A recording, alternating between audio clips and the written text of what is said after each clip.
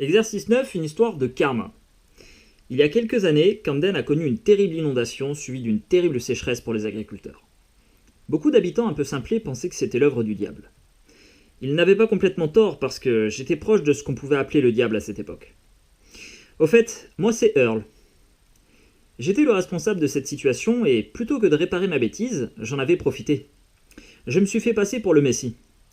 Oyez, oyez! Dieu m'a envoyé sur terre pour combattre cette terrible sécheresse. Il a besoin de beaucoup d'argent et fait appel à votre générosité. J'avais récupéré quelques centaines de dollars venant principalement des agriculteurs. Évidemment, la situation ne s'était pas arrangée pour autant parce que je n'avais pas les moyens de réparer ma bêtise. En fait, tout a commencé quand Randy et moi avons obtenu un poste d'employé communal. On était bons à rien et c'est par l'intermédiaire de notre père, proche de notre mère, que nous avions eu le job. Notre première mission était de fermer l'écluse en amont pour anticiper les pluies diluviennes à venir. En arrivant, l'eau coulait déjà à flot. C'est Randy qui était chargé de faire tourner la vanne pendant que je l'encourageais. Elle était un peu rouillée par l'âge et était bloquée.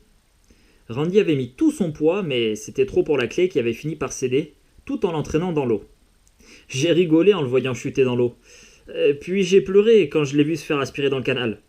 Je suis vite passé de l'autre côté, mais il n'y avait pas d'eau qui en sortait. Randy était bloqué dedans et faisait naturellement barrage. J'ai de nouveau rigolé. Bon mission accomplie. Je reviendrai de sortir de là quand la pluie sera passée. Earl, aide-moi, ça pousse derrière, fais-moi sortir de là. Et tu n'as qu'à péter, Randy, ça te propulsera hors du canal. J'ai de nouveau rigolé, puis j'ai pleuré quand la pression de l'eau l'a éjecté sur moi. Après avoir bu la tasse plusieurs fois, nous avons réussi à nous extirper de l'eau. On est vite remonté à l'écluse et avons assisté à la montée des eaux dans Camden. La pluie passée, nous avons bouché le canal avec tout ce que nous pouvions et l'avons finalement rendu inutilisable. En revenant à la mairie, on a prétendu que des castors avaient bouché le canal. On ne nous a bien sûr pas cru et on s'est retrouvé au chômage. Devenu adulte et responsable, j'allais aujourd'hui réparer le numéro 93 et casser l'écluse de Camden. Je suis allé voir le maire pour lui expliquer ce qu'il s'était réellement passé. À cause de vous deux, ma cote de popularité a baissé auprès des concitoyens. Que comptez-vous faire pour vous racheter ? À part construire une nouvelle écluse, je ne vois pas bien ce que je peux faire. Vous allez faire mieux que ça. Pour éviter que la vanne manuelle ne se bloque à nouveau, on va contrôler l'ouverture par une commande électrique. Et vous construirez une mini-éolienne qui produira cette électricité. De l'énergie propre. Voilà ce qui va faire monter ma cote de popularité. Avant de construire l'écluse, j'allais commencer par l'installation électrique et en particulier l'éolienne. Pour assurer l'ouverture-fermeture du canal, je devais en construire une d'une puissance moyenne de 230 watts. Je ne savais que deux choses sur les éoliennes. Premièrement, leur puissance est proportionnelle à l'aire du disque que décrivent ces pales en tournant. Deuxièmement, une éolienne dont les pales mesurent 66 mètres possède une puissance moyenne de 4 millions de watts. Alors, premièrement, on note KR, le coefficient de réduction qui permet de passer de la grande éolienne à celle que je dois construire. Exprimer l'aire du disque AD de celle que je dois construire en fonction de KR et de l'aire du grand disque. Alors, puisque la petite éolienne est une réduction de la grande ici, eh bien, l'aire formée que forme le disque là, l'aire du disque formée par le mouvement de ces pales va être égale à l'aire du grand disque multiplié par le coefficient de réduction au carré, puisqu'ici on parle d'air, on est donc en dimension 2. Donc on a l'aire de ce disque-là, qui est égal à l'aire du grand disque, multiplié par le coefficient de réduction au carré. Deuxièmement, en déduire une expression de la puissance moyenne de celle que je dois construire en fonction de la puissance moyenne de la grande éolienne et du coefficient de réduction KR. Alors nous, Earl veut construire une éolienne d'une puissance moyenne de 230 watts et il essaye de comparer avec une éolienne d'une puissance de 4 millions de watts. Et puisqu'on te dit que la puissance elle est proportionnelle à l'aire du disque, c'est ce qu'on a dit ici, voilà, leur puissance est proportionnelle à l'aire du disque, Et bah du coup, la puissance de notre petite éolienne sera égale à la puissance de la grande éolienne multipliée par le coefficient de réduction au carré. Et du coup, on nous demande d'en déduire la valeur de ce fameux coefficient de réduction. On arrondira le résultat à 5 chiffres après la virgule. Donc là, la question qu'on se pose, c'est par combien doit-on multiplier... Donc on va d'abord, avant de trouver la valeur de KR, on va déjà chercher KR au carré. Donc par combien doit-on multiplier 4 millions de watts pour obtenir 230 watts? Eh bien, on a une multiplication à trous ici. Et pour trouver la valeur de KR au carré, eh bien, on va tout simplement diviser 230 watts par 4 millions de watts.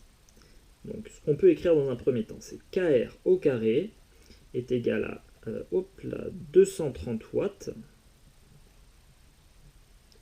divisé par 4 millions de watts.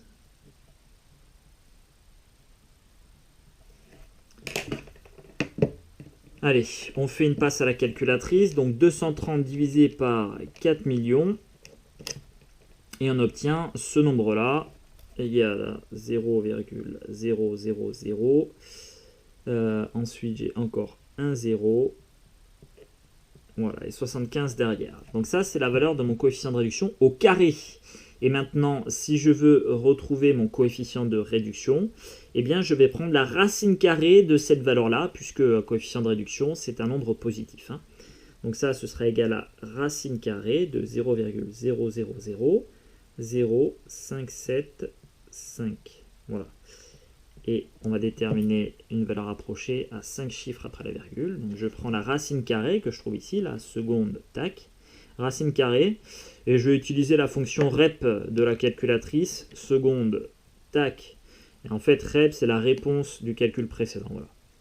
Donc racine carrée de ce nombre-là, ça me donne, alors il faut que je l'arrondisse à 5 chiffres après la virgule, donc 0,0075 et 8, parce que 7582 c'est plus proche de 7580 que de 7590.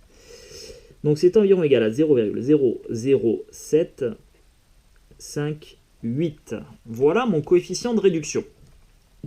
On est sur de l'ordre de 7 millièmes à peu près. Quatrièmement, en déduire la longueur des pales de l'éolienne que je dois construire. Et on arrondira ce résultat-là au centimètre. Et bien maintenant qu'on a le coefficient de réduction, on va pouvoir l'appliquer. Donc on va multiplier les 66 mètres,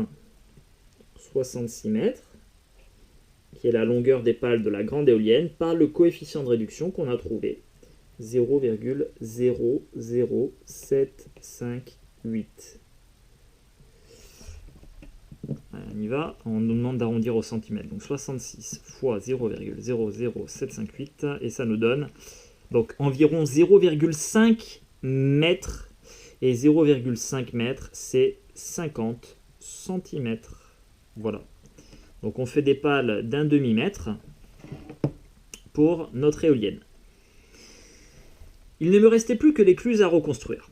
Pour éviter que trop d'eau ne sorte d'un coup, on avait décidé de réduire le débit maximal de moitié. Je ne savais qu'une chose sur les écluses. Leur débit est proportionnel à l'aire de la section d'écoulement. Alors, question 5. Par quel coefficient doit-on multiplier un nombre pour le réduire de moitié? Autrement dit, quand on divise une quantité par 2, ça revient à la multiplier par quelle valeur? Eh bien, on a vu dans un chapitre précédent, donc en 4e, multiplication et division de nombres rationnels, que diviser par une quantité, ça revient à multiplier par son inverse. Voilà. Et l'inverse de 2, c'est 1 divisé par 2, et 1 divisé par 2, c'est 0,5. Donc, ce que j'ai dit, 1 divisé par une quantité, ça revient à multiplier par son inverse, évidemment si son inverse existe, autrement dit si la quantité n'est pas nulle. Allez, sixièmement, par quel coefficient K doit-on multiplier le rayon du disque d'écoulement si l'on veut réduire de moitié son aire? Donc nous on veut que l'aire de la nouvelle écluse, celle que va construire Earl, donc je vais noter A de N, doit être égale à l'aire de l'ancienne écluse, donc A de A, multiplié par 0,5. Voilà, puisqu'on veut on veut réduire l'air de moitié. Mais on sait que, donc étant donné qu'on aura un disque, le disque là, la section de la nouvelle écluse, ce sera une réduction de la précédente.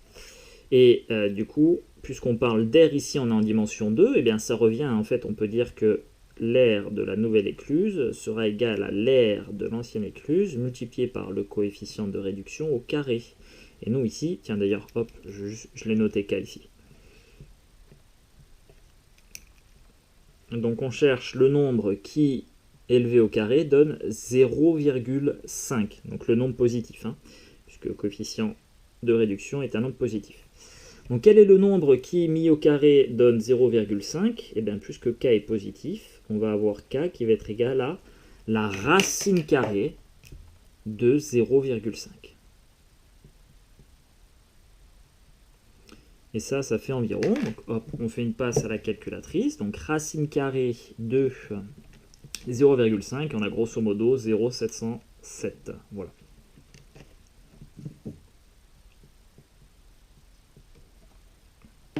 Donc voilà notre coefficient de réduction.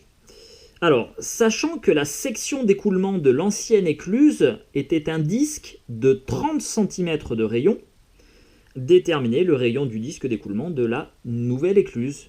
Eh bien, il nous suffit tout simplement de multiplier le rayon de l'ancienne par le coefficient de réduction. Donc on va avoir 30 cm multiplié par racine carrée de 0,5, si je prends la valeur exacte. Donc 30 multiplié par racine carrée de 0,5, et ça nous donne environ, alors je vais arrondir au millimètre, c'est-à-dire 21,2 cm. Voilà, donc environ 21,2 cm de rayon pour la section d'écoulement de notre nouvelle écluse. Voilà, maintenant qu'il a calculé les dimensions, il peut finaliser la construction. Alors que je finissais la construction de l'écluse, il s'est mis à pleuvoir violemment. Le courant devenait de plus en plus fort, mais je n'y prêtais pas attention, jusqu'à ce que je glisse. J'ai été aspiré dans le canal et suis resté bloqué comme l'avait été Randy à l'époque. C'était karma. Après avoir attendu un peu plus d'1 heure, les pompiers m'ont décoincé. L'histoire avait fait la une des journaux et la publicité du maire. L'eau pouvait de nouveau passer, et lorsque je suis allé rendre l'argent que j'avais extorqué aux pauvres agriculteurs, ils m'ont remercié. Gardez-le, ça a pris du temps, mais finalement vous avez fait réapparaître l'eau. Vous êtes bien le Messie de Dieu. C'était pas comme ça que j'imaginais réparer ma mauvaise action, mais ça l'avait fait malgré tout.